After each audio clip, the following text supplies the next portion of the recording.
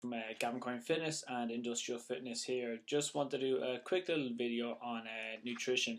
Had a great conversation with two different clients yesterday about nutrition, and this is kind of this idea here that we're looking at on the screen now: ideal versus optimal versus reality. Um, I'm not a big fan of everyone chasing this absolute hard and fast. It's black and white. It's this or it's that.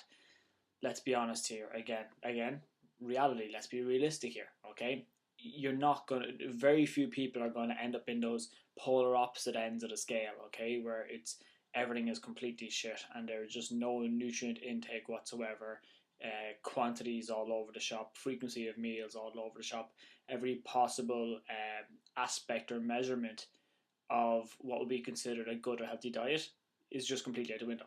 And then again, on the far end of that scale is where, oh well, in an ideal world, we would all eat, organic, kind of chemical free, pesticide free, good portions, good timings, foods that don't cause intolerances, all these different things in as well. In an ideal world, we would all live in that manner, but we don't. Okay, so what I think people should be aiming for is it's a kind of a balance between optimal and reality. So optimal being basically what can we do within our circumstances, within our area we live, within our budgetary limits, to boost our health to an optimal level. So where we are not firing on all cylinders, but definitely firing on as many as we can at this current place in time.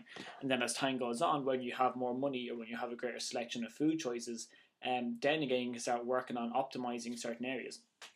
Absolutely, I'm a big believer in terms of kind of people having intolerances to foods tested just to see what's causing them an issue, because there's no point eating a food if it's causing kind of gut problems or health problems. I mean, that should be priority number one.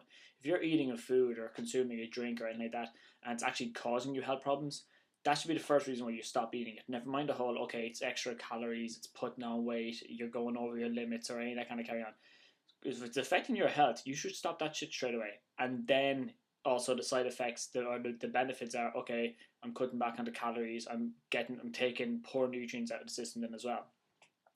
So this little colored chart here, so B for breakfast, L for lunch, D for dinner. Again, one bad meal, or one cheat meal doesn't make or break the success of what you have. It's the accumulation of what you do over time. So if we have 3 meals a day over 7 days in a week, that's 21 meals we're going to have, okay? So we should be looking to hit 17, 18, meals a week where they're good, nutrient rich. So again, your proteins, your fats, some carbs depending on what your training goal is and depending on what your body composition is. And then also, avoiding foods that are causing intolerances, avoiding foods that are low in nutrients. Just because something's low in calories doesn't mean it's high in nutrients either. So look for high nutrient foods. Again, nutrients are basically these little things that go into your body from food that go and help the body do its everyday functions, living, breathing, eating, sleeping, movement, talk, sight, memory, all those different things, okay? So getting a lot of nutrients in is really important, okay? So you can still have a high amount of nutrients with a lower intake of calories and a lower consumption of foods, again, as you go along. But again, it's all a case of comparing where you are today to where you want to be. There's no hard and fast rule. If you take 100 people off the street, you're going to get 100 different starting points and 100 different plans of actions. So again, like I said, okay, so the yellow one here, so just a quick breakdown: red being bad, yellow being not great, light green being above average, and green being, out and out a good meal.